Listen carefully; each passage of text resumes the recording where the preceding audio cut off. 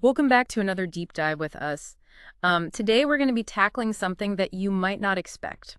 We're going to be looking at the history of race in China. Ah, We're specifically going to be focusing on how whiteness has been viewed over time in China, and trust me, it's a lot more complex than you might think. yeah, that's right. I mean, we often assume that concepts of race originated in the West, Right. but China has its own long and fascinating history with race going back centuries. Exactly. And to guide us through this journey, we're using excerpts from an academic thesis Okay. titled Chinese Whiteness: The Discourse of Race in Modern and Contemporary Chinese Culture. Interesting. So this deep dive will challenge some of your assumptions about race and how it's been understood in China, Yeah, leading to some pretty surprising discoveries. I sure. When we think about historical China, we don't usually think about race in the same way we do with, say, European history. Right. So where do we even begin with this exploration? Well, let's start by going way back to ancient China. Believe it or not, even then, there was a preference for white physical features. Hold on, really. So China had its own concept of whiteness long before Western ideas of race arrived. Precisely texts like the Shijing Book of Odes, which dates back as far as the 10th century BCE, describe beauty in terms of white skin, fair hair, and light eyes. This is already challenging my assumptions. You'd think that if any culture would emphasize the beauty of darker features, it would be a culture under a blazing sun, right? It's fascinating, isn't it? And it's a reminder that beauty standards are often culturally constructed. What's considered beautiful in one society might not be in another. Yeah, so what do you think motivated this preference for whiteness in ancient China? Well, there are a few theories. Some scholars believe it was related to social class, Okay. with lighter skin being associated with those who didn't have to work outdoors. Others suggest it might have been tied to ideas of refinement and intelligence. Wow, so even back then, physical appearance was loaded with social meaning. It's making me wonder, did this preference for whiteness influence how the ancient Chinese viewed people who didn't fit that ideal? Absolutely. Long before the Western system of race, China had its own way of understanding difference. Okay. And this is where we encounter the Huayi discourse. Okay, break that down for us. What is the Huayi discourse, and what does it tell us about how ancient China viewed those outside its cultural sphere? Essentially, it's a system of categorization where Hua represents the Chinese and Yi represents the foreign Yao. It's not exactly the same as race as we understand it today, Okay. but it's a crucial precursor to understanding how China grappled with ideas of us versus them. So this wasn't about skin color specifically. Right. What were the characteristics that separated Hua from Yi? It was more about culture, language, and customs. Yeah. Hua represented the civilized, the refined, those who adhere to Chinese norms. Yi were seen as the outsiders, the barbarians, those who lived beyond the pale of Chinese civilization. It sounds a bit like the ancient Greeks and their concept of barbarians, but where does the concept of blackness fit into this system? That's where it gets interesting. The term black did exist, but it wasn't solely about African descent. It was relative anyone with skin noticeably darker than the typical Han Chinese person might be labeled black. Okay. And this often applied to people from remote, uncivilized regions, associating blackness with otherness. So it was out skin color, but in a different way than we might think today. Do we have any examples of how this played out in ancient China? We do. There's a striking anecdote from the history of the Jin dynasty about a future empress who had darker skin.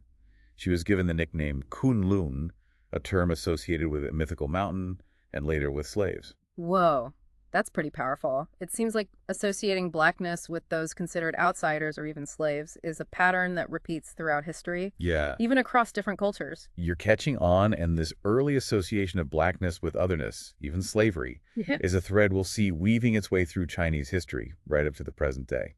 Okay, now I'm really hooked. We've gone from ancient beauty standards to a system of categorization that, while not yet fully formed, foreshadows later ideas about race.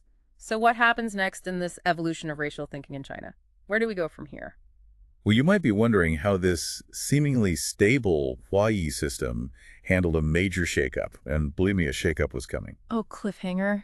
Don't leave us hanging. What was the shakeup?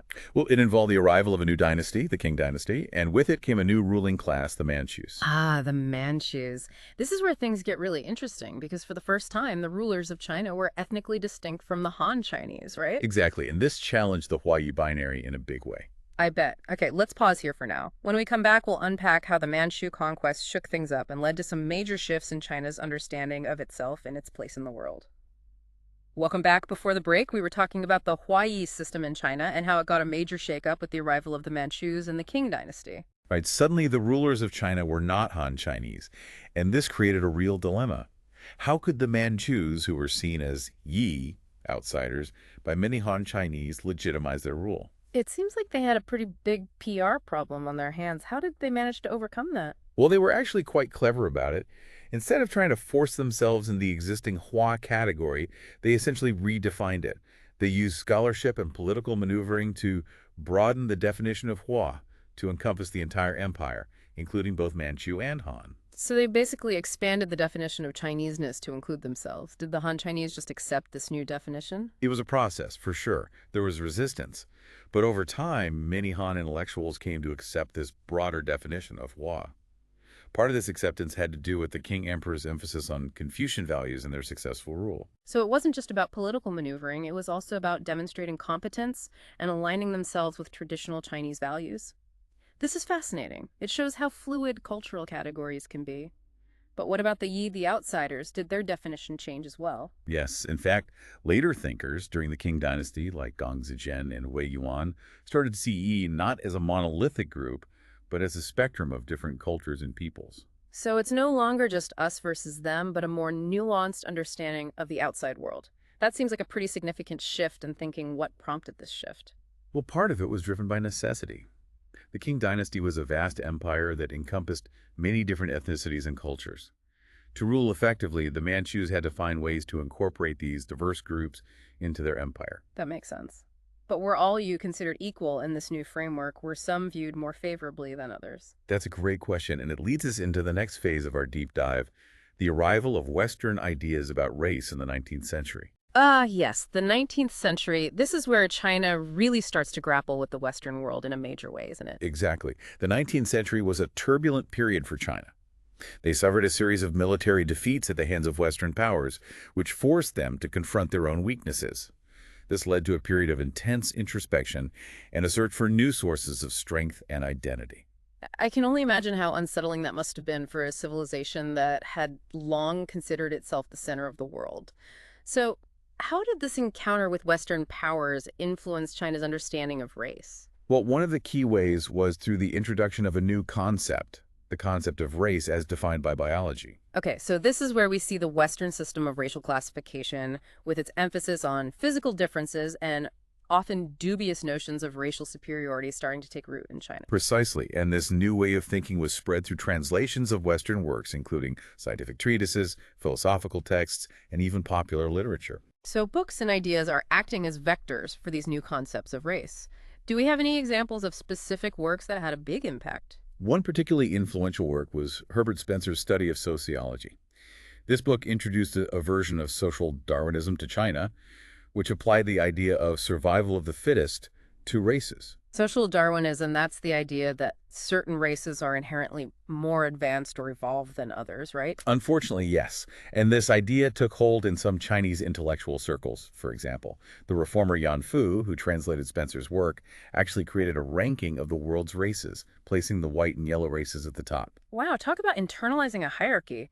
It seems like this encounter with Western ideas of race had a profound impact on how some Chinese thinkers viewed themselves and their place in the world. It did indeed, and it's important to remember that this is a period of great upheaval and uncertainty in China.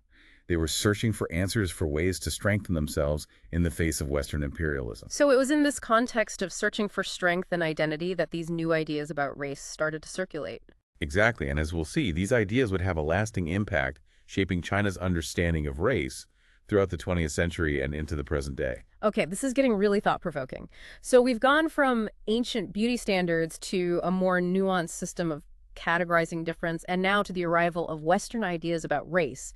What happens next? How do these different strands of thought come together? Well, this is where we see the emergence of different visions of China's racial identity, and this is also where things get even more complex. Ooh, I love it when things get complex. Don't leave us hanging.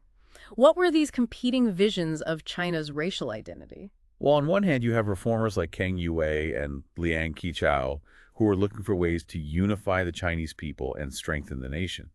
They embrace the idea of a yellow race, drawing on ancient origin myths of the Yellow Emperor to create a sense of shared ancestry and destiny. Ah, the Yellow Emperor, that mythical figure who's considered the ancestor of the Chinese people. So they were trying to tap into a shared heritage to create a sense of unity and national pride. Exactly. But then you have other figures like the revolutionary Zhang Binglin who took a different approach.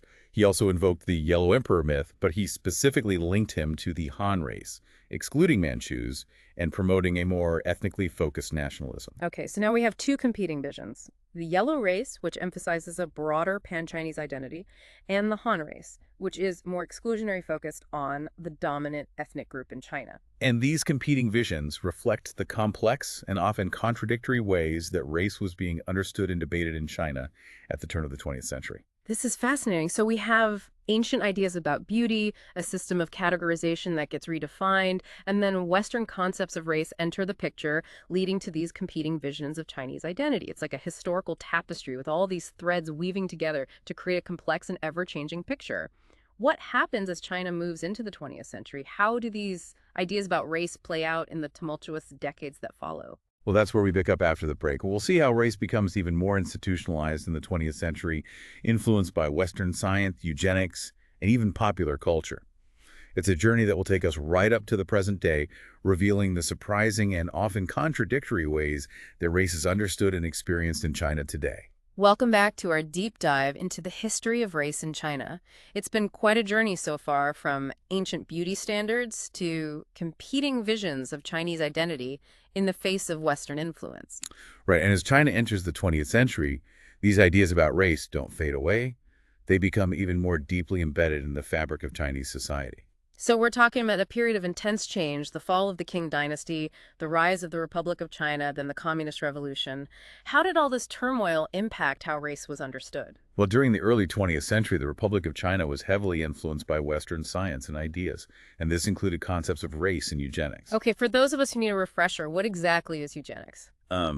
Eugenics is a very problematic set of beliefs and practices aimed at improving the genetic quality of the human population. It was often used to justify racist policies like forced sterilization and immigration restrictions based on the false notion that some races were inherently superior to others. So essentially, it's using science to justify racism, and you're saying these ideas were gaining traction in China at this time. Unfortunately, yes. Some Chinese scholars began using Western methods like craniology, measuring skulls, to try to prove the superiority of the Chinese or Han race. That's disturbing, but it seems like a pattern we've seen throughout history, using supposedly scientific methods to reinforce existing prejudices.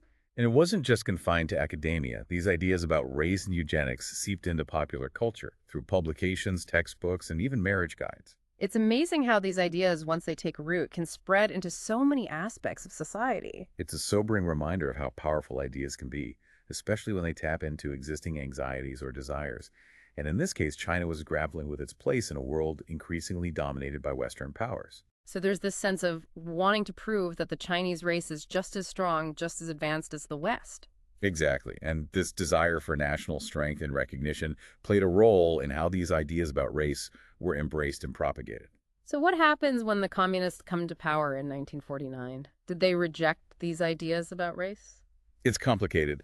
On the surface, they did reject the explicitly racist theories of eugenics and racial hierarchy.